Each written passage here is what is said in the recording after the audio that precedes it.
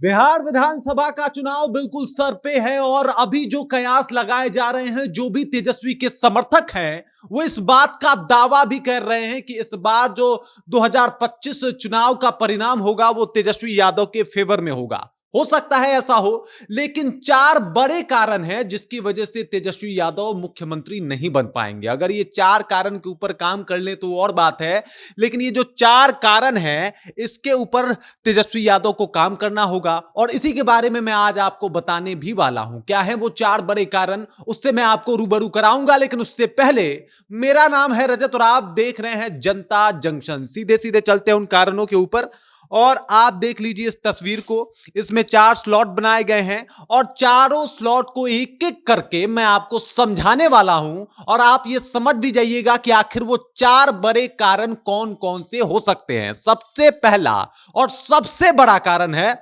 प्रशांत किशोर। अब आप सोच रहे होंगे कि भाई राजनीति में नए हैं, अभी अभी तो आके इन्होंने कदम रखा है, आखिरकार ये तेजस्वी यादव के लिए बड़े चुनौती, बड़े कारण के तौर पे कैसे दिखाई दे रहे हैं।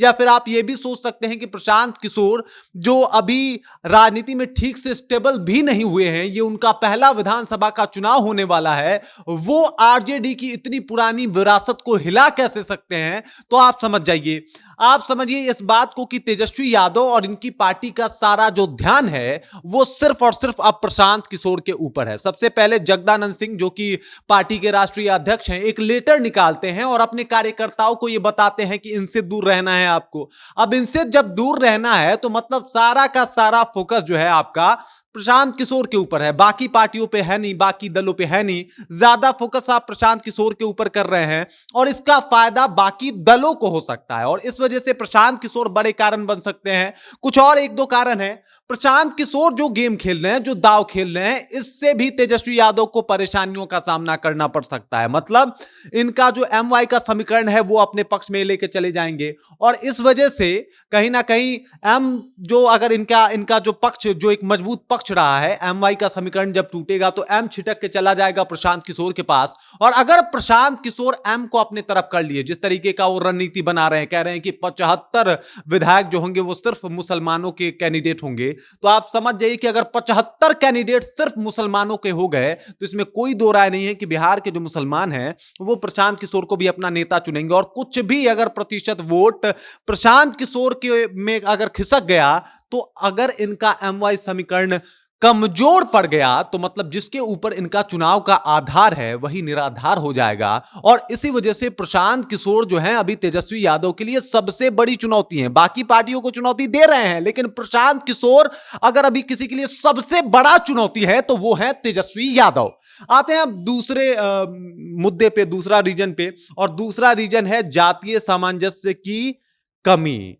ये जो जाति का सामंजस्य बिठाना है उसमें तेजस्वी यादव कहीं ना कहीं पिछड़े हुए नजर आ रहे हैं। पहले ही मैंने बता दिया कि एमवाई में से एम छिटक रहा है। और अब बात करते हैं यादव वोटर। यादव वोटर तेजस्वी यादव के हैं, इसमें कोई दो राय नहीं है। जो भी यादव वोटर है, यानी ये जो आप देख रहे हैं 14.26 की आबादी, ये तेजस्वी यादव का कोर वोटर है और ये छिटकने वाला नहीं है। लेकिन इसकी वजह से बाकी जो जाति आती है वो तेजस्वी यादव को अपना नेता मानने को तैयार नहीं होती है। वो सोचती है कि तेजस्वी यादव काम भी करेंगे तो सिर्फ यादव का करेंगे, अगर कोई स्कीम भी निकालेंगे तो सिर्फ यादव का निकालेंगे, कुछ अगर बेहतर भी करना चाहेंगे तो सिर्फ यादव का करेंगे। और इस वजह से कहीं ना कहीं जो भी बाकी जातियां हैं वो इनसे दूरी बना रही हैं। अब आप समझ जाइए कि इससे पहले वो चाह भी रहे थे कि कुशवाहा और कोयरी वोटर को अपने तरफ किया जाए, लेकिन नीतीश कुमार ने कुछ ऐसा कर दिया कि फिर से कुशवाहा और कोयरी वोटर जो है एनडीए के पाले में चले गए।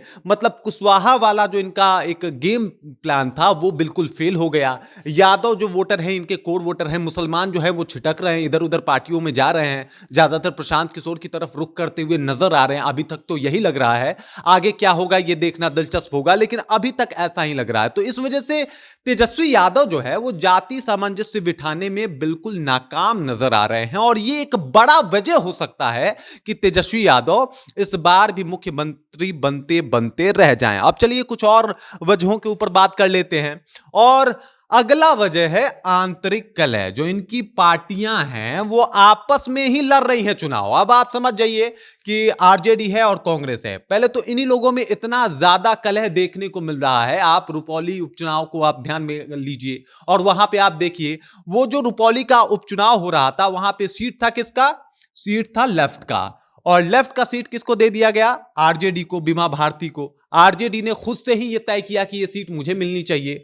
तो अब इस बात का बुरा जो लगा था लेफ्ट को लगा था कि ये अच्छा नहीं हुआ, ये ठीक नहीं हुआ, और लेफ्ट के तरफ से इस बात को रखा भी गया था कि ये गलत है, ये दुर्भाग्यपूर्ण है। लेकिन लेफ्ट चूंकि उस टाइम कुछ नहीं बोला। उसके बाद अगर कांग्रेस की बात की जाए तो कांग्रेस ने तो कुछ नहीं बोला, लेकिन अगर एक तरीके से देखा जाए तो अभी बिहार में जो कांग्रेस के प्रतिनिधित्व कर रहे हैं पप्पू यादव, मतलब आंतरिक तौर पर उन्होंने सीधे सीधे कह दिया है कि कांग्रेस को अकेले चुनाव लड़ना चाहिए, आरजेडी से बिल्कुल नाता तोड़ देना चाहिए। अगर आरजेडी से कांग्रेस नाता तोड़ देता है तो उसका भला हो सकता है, वो बेहतर कर सकता है। तो आप समझ सकते हैं कि पप्पू यादव सीधे सीधे तौर पे कह रहे हैं कि आरजेडी का दामन छोड़ देना चाहिए। और पप्पू यादव जो है ये भी कह रहे हैं कि अगर कांग्रेस अकेले लड़ेगी तो और बेहतर प्रदर्शन करेगी। तो आंतरिक कलह जो है वो शुरू हो गया है। और बिहार विधानसभा चुनाव से पहले अगर आंतरिक कलह शुरू होगा तो ये बड़ी मुश्किल होगी। आंतरिक कलह का वजह टिकट बंटवारा भी हो सकता है। मतलब आगे अभी इतना ही कलह नहीं है, आगे भी कलह हो सकता है। अब बात कर लेते हैं वीआईपी की। सन ऑफ मल्लाह कहे जाते हैं, लेकिन मल्लाह वोटरों पे इनका सोशल मीडिया पे तो बहुत अच्छा कब्जा है, लेकिन जमीनी स्तर पे ठीक से नहीं पहुंच पाए हैं मुकेश सहनी। चलिए, मुकेश सहनी जो है वो तेजस्वी यादव को सपोर्ट करेंगे, इसमें कोई शक नहीं है। तेजस्वी यादव और मुकेश सहनी के रिश्ते भी बहुत अच्छे हैं, लेकिन कितना करेंगे, इनके पास वोट प्रतिशत कितना है, और यही सोचने वाली सबसे बड़ी बात है। और ये फेसबुक पे तो बहुत अच्छे तरीके से मल्लाहों के पास पहुंच जाते हैं, लेकिन जमीनी तौर पे ठीक ठाक से इनकी पकड़ अभी तक नहीं बन पाई है, और इस वजह से ये ज्यादा फायदा नहीं पहुंचा पाएंगे तेजस्वी यादव को। और अगर बात किया जाए तो कांग्रेस जो है एक तरफ से नाराजगी जाहिर कर रहा है। आरजेडी यहां पे कहीं ना कहीं पार्टी लीड करेगी। जब टिकट बंटवारा होगा तो किसको कितना टिकट मिलने वाला है, क्योंकि जब पप्पू यादव ये कह रहे हैं कि अकेले चुनाव लड़े तो इनका मतलब ये भी हो सकता है कि इस बार का जो टिकट बांटा जाएगा उसमें कांग्रेस जो है वो अपनी महत्वपूर्ण भूमिका निभाएगी। मतलब इस बार जो टिकट बांटा जाएगा उसमें कांग्रेस का भी बड़ा रोल आपको देना पड़ेगा। उसके बाद लेफ्ट में जो है सीपीआई, सीपीआईएम, सीपीआईएमएल, इन तीनों को भी आपको अहम तरीके से सोचना और इनको देखना पड़ेगा। मुकेश सहनी को भी आपको देखना और सोचना पड़ेगा। तो इस बार टिकट बंटवारे को लेके भी आंतरिक कलह जो है वो बढ़ सकता है। और अभी अगर देखा जाए तो इंडिया गठबंधन, महागठबंधन में यह स्थिति अभी भी बनी हुई है। तो इस वजह से कहा जा रहा है कि जब तक ये आंतरिक कलह, आंतरिक द्वेष खत्म नहीं होगा तब तक तेजस्वी यादव को उन्हीं मुश्किलों का सामना करना पड़ सकता है। और आने वाले बिहार विधानसभा चुनाव में कहीं ना कहीं वो मुश्किलें फिर से वापस आ सकती है जो 2020 में आई थी। यानी हो सकता है तेजस्वी यादव कुछ अच्छा प्रदर्शन कर जाए, लेकिन जो इनका पार्टी का एक तरीके से मेल जोल है वो अगर ठीक नहीं रहा तो कुछ सीटें की मार्जिन की वजह से, कुछ सीटों के ऊपर डाउनफॉल की वजह से इनको भारी नुकसान हो सकता है और इनको भारी नुकसान का जो है वो सामना करना पड़ सकता है। और चौथा कारण मैं आपको समझा देता हूं। चौथा कारण है दागदार छवि। तेजस्वी यादव युवा नेता है, इसमें कोई दो राय नहीं है, युवाओं की बात भी करते हैं, इसमें कोई दो राय नहीं है। लेकिन अब बिहार जो है वो अब अलग तरीके से सोचने वाला बिहार बन गया है। और जहां तक तेजस्वी यादव, इनके राइवल कौन कौन है? नीतीश कुमार, वो बेदाग है। इसके बाद अगर बात किया जाए नीतीश कुमार के साथ साथ चिराग पासवान बेदाग हैं, सम्राट चौधरी बेदाग हैं। दागदार कौन है? तो तेजस्वी यादव। और ये बात सब कोई जानता है। फिर से मुद्दा उठाया जाएगा कि भाई आप के ऊपर केस चल रहा है कि आपने नौकरी के बदले जमीन लिया है, ये केस चल रहा है। मनी लॉन्ड्रिंग का मामला जो है आप पे चल रहा है, मॉल वाला मामला भी आपके ऊपर चल भी रहा है। ये सारे मामले लोग गिनाएंगे कि आप भ्रष्टाचार में संलिप्त रहे हैं, ऐसे ऐसे मामले जो है वो सामने आए हैं, ईडी सीबीआई का छापा आप पे पड़ा है। तो ये जो दागदार छवि है, बाकी जो इनके राइवल हैं जैसे चिराग पासवान, कोई केस नहीं है, इस तरीके का भ्रष्टाचार का कोई आरोप नहीं है। वहीं अगर नीतीश कुमार की बात की जाए तो नीतीश कुमार भी बेदाग है, उनके ऊपर भी कोई आरोप नहीं है। और सम्राट चौधरी भी बेदाग है, उनके ऊपर भी कोई आरोप नहीं है। आरोप सिर्फ तेजस्वी यादव पे है। और इस बात का मुद्दा बनाएगा विपक्ष। इस बात का मुद्दा अभी से ही प्रशांत किशोर बना रहे हैं। इस बात का मुद्दा हमेशा से बीजेपी बनाते आई है, हमेशा से जेडीयू भी बनाते आया है। नीतीश कुमार ने तो ये कह के साथ छोड़ा था 2017 में तेजस्वी यादव का कि तेजस्वी यादव जो है वो भ्रष्टाचार में संलिप्त हैं। तो आप समझ सकते हैं जो मुद्दा बना है वो बनता आएगा, क्योंकि इनकी छवि जो है वो दागदार रही है। और ये 4 बड़े कारण हैं जिस वजह से तेजस्वी यादव इस बार 2025 के चुनाव में बैकफुट पे नजर आएंगे। मतलब उनको मुश्किलों का सामना करना पड़ सकता है।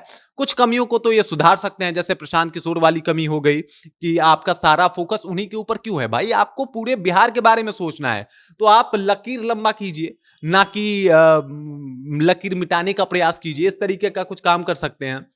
तो ये आपको समझना पड़ेगा और यही वो 4 मुख्य कारण हैं जो तेजस्वी यादव के राह के सबसे बड़े पत्थर हैं। अब देखना यह होगा कि आखिरकार तेजस्वी यादव अपने राह के पत्थर को कैसे हटा पाते हैं, कैसे बिहार विधानसभा चुनाव जीत के मुख्यमंत्री के कुर्सी तक पहुंच पाते हैं। बाकी तेजस्वी यादव को लेकर आपको क्या लगता है, जो मैंने अभी आपको बताया उसके बारे में आप क्या सोचते हैं, कृपया कमेंट कीजिए और अपना विचार हम तक पहुंचा दीजिए। बाकी आप देख रहे हैं जनता जंक्शन और मेरा नाम रजत है।